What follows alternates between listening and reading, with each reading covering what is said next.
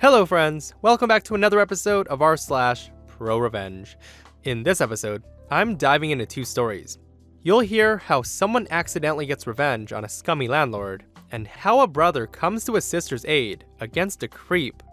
I hope you stay for the stories today, and subscribe for future videos. Let's get into it. This first story is titled, I rented a fake apartment and accidentally got pro-revenge. So this happened a long time ago. It's probably okay to post here. It was November 2009, and I was jamming to I Got a Feeling by the Black Eyed Peas, looking for a cheap apartment. I find a great ad in Craigslist and arrange for a viewing. I meet the landlady, a portly shrew with a Betty Page haircut. I wasn't here for the company, however, but for the cheap room. It's not great looking, but it's cheap, so I tell her I'm interested. She tells me the place is mine if I can get a deposit by the end of the day. I rip to the bank and grab the $450 needed, about a half month's rent. She and I cross-sign a standard lease, and I ask when I can get a key to move in, and she says a couple of days as the current tenant has yet to collect all of his stuff. So I'm sleeping on the couch at a buddy's pad for now, and so I just chill, seeing sights, enjoying the first few weeks in a new city. A couple days roll by, and I haven't heard from the landlady, so I get frustrated and leave a few salty voicemails, but alas, I was ghosted. Finally, she leaves me a voicemail and says she's sorry, but she can't rent the place to me. I start to get angry, but I'm a pretty cool customer, so I do the research. I find out my rights and discover that if someone backs out of a lease without legal reason, the other party is entitled to double the deposit they placed. So I figure she owes me about 900 clams. I leave even more messages and emails. Again with the ghosting, not answering the phone, no responses via email either. I get fed up. Now, I had just accepted a new job, but it didn't start until the turn of the month. I would guess it's about the third week of November 2009. I have some spare time, so I hop on the bus, buy a magazine, and sit at the bus stop across from the rental house, and just wait, and wait. For a couple of hours I waited, but man was it worth it. I see her showing the unit to another smart mark.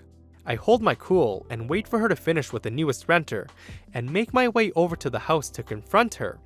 As soon as she sees me, she starts to wail about how the tenant changed their mind, blah blah blah, and that's why she couldn't rent to me. I've heard enough. I square my stance directly opposite this clearly upset charlatan and said, "Now you listen to me. You will get me $900 as required by law by the end of the day, or I'll go directly to the police station and let them deal with you." She turned white. For a minute, I thought she was gonna puke on the ground right in front of me. She says, "Hold on, I'll get you your money." I remember thinking, shit, that was easier than I thought. She goes upstairs, since the unit was a basement unit in the house she was living in. And I shit you not, she hands me a wad of cash and says, "Here, this is ruining my Christmas, but here." She almost pushed me off balance as she jammed the messy wad of cash into me. I said, "Thank you. Good day." I take the money, count it, and walk away. I didn't turn around and look back. I got on the first bus that stopped nearby, heading back toward the direction of my friend's house. Not until I was home did I calm down and realize it was gonna be a sweet Christmas, all thanks to a lying, phony cheapskate. However, this is not the end of the revenge. About a week later, I get a phone call from a friend asking me if the lady in the news is the same crazy lady that I got the double damage deposit from. I'm like, what? Sure enough, it turns out this lady was running the same scam in parallel with a bunch of other victims. I'm mortified. Not because I almost got scammed, but it occurs to me that the money that I got was someone else's money, and they're homeless for the holidays. I go to the police station, where there is, I shit you not, a line of crying people filing reports about being scammed by this woman.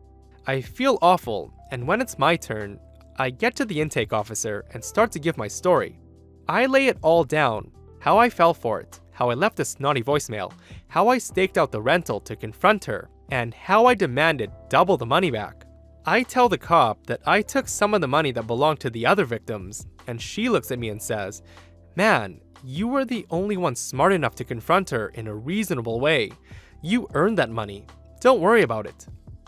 A young lady who was now homeless and desperate couldn't help but overhear, and as I'm leaving the police station, she approaches me and says, "Hey, did you get your money back from that bitch?" To which I reply, "Actually, I got double my deposit from her when I threatened her with the police." The girl blinks a couple of times, finally grins, starts a slow clap, and announces to the other victims waiting to give a statement that this guy took her for double the damage deposit. I cringed. But then, in the most unexpected turn of events, the line of victims begins applauding. I suppose with the realization that while their money was gone, someone had really screwed her back, and that made them happy. They cheered, I felt better, the cops laughed, and we all, there had to be 20 people in all, had a joyful cosmic moment of holiday schadenfreude at her expense. I left the police station with a clean conscience and a smile on my face, and enjoyed every last penny of that worthless bitch's nasty sack. This is one of the stories where everyone literally claps. OP also provides a link to show a news article about this crazy scamming lady, and I can't believe it's real. I'll leave it in the description box for all of you who care to take a look. This next story is titled, "My Uncle Took Revenge on Behalf of My Parents." As the title gives away, this didn't happen to me, but this is the story of how my uncle avenged my parents. My parents had me when they were plenty young. They were not teens anymore, but barely left that age bracket. My mom and dad met in college. That was also when they had me. So while my parents were in their courses, I mostly stayed with my grandparents. The whole family lives in the same area, and the college was not that far away.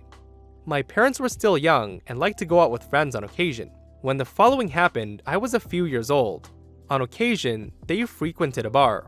A drunk guy there groped my mom and did not take no as a no. My dad stepped in and stopped the guy, and half an hour later, all seemed forgotten. The music was loud, the bar crowded, and then someone in the crowd hit my dad with an empty glass pitcher square in the face. He collapsed, but in the press, semi-darkness, and over the music, no one knew who did it. My dad got taken to the hospital. He had a broken nose and a heavy concussion. He also couldn't see who attacked him, and his memory between the alcohol and being hit in the head was so fuzzy. Of course, they had considered the guy who had harassed my mom, but they didn't know him, nor did they see him anywhere leading up to that moment, let alone have any evidence. So they pressed charges against unknown, but there was virtually nothing anyone could do. But then a few days later, the piece of crap that grabbed my mom approached her on campus. It turns out that he was in the same college as my parents. He made a few veiled comments and left little doubt that it was him that hit my dad in the face. And the piece of garbage let my mom know that my dad next time should mind his manners, and that the little touching he'd done didn't hurt anyone and wasn't that bad, and if he wanted to do it again, he would, and maybe more. My mom was horrified, of course. She went home and told my grandparents, my dad, and his parents. But no one could do anything. It was a he said, she said kind of thing, and my mom hadn't even gotten the guy's name. My mom cried a lot at the time, and she didn't know what to do. She was also afraid of going to classes or out alone. I honestly only remember that time very scarcely. I was just a little kid, but I can remember my dad in the hospital and with a broken nose, and my mom crying a lot. My dad, of course, was just as angry and humiliated as my mom. No one knew what to do, and everyone was treading on eggshells around each other. But that's where my uncle enters the stage. My uncle, my mom's brother, lived on the other side of the country. He was a private investigator, and he was, of course, the last one to hear the full story. But the moment he heard that someone had threatened his little sister, he was on his way home. After hearing the full story, my uncle knew that it would likely be hard to get the guy on harassment, the assault, or the threats, having no evidence. My uncle had my mom point out the guy from afar on campus. It took a few days to find him. But then, my uncle started to stalk that piece of human filth. My uncle took sick days, all his vacation, and invested every second possible to find out everything about the harasser. My uncle even approached the pig in another bar and became drinking buddies with him.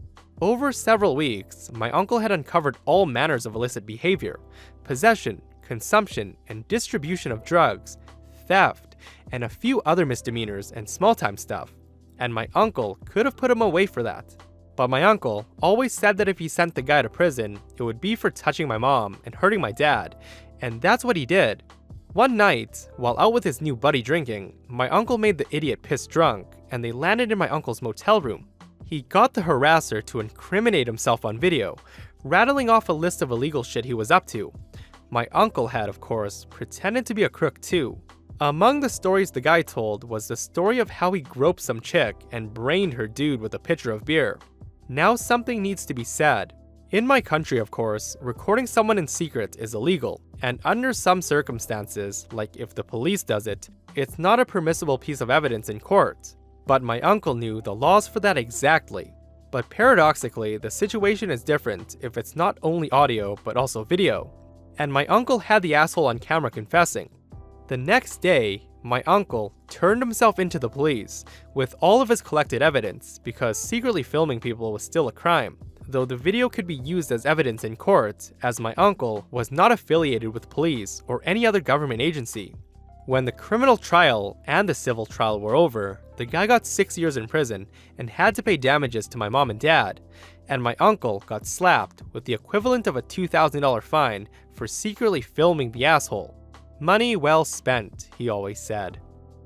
That's one kick-ass uncle, giving up his vacation days to find out who did that to his sister, and ended up putting him in prison. How far would you go for your siblings? I hope you guys enjoyed the stories in this episode. If you liked the video, hit that thumbs up button.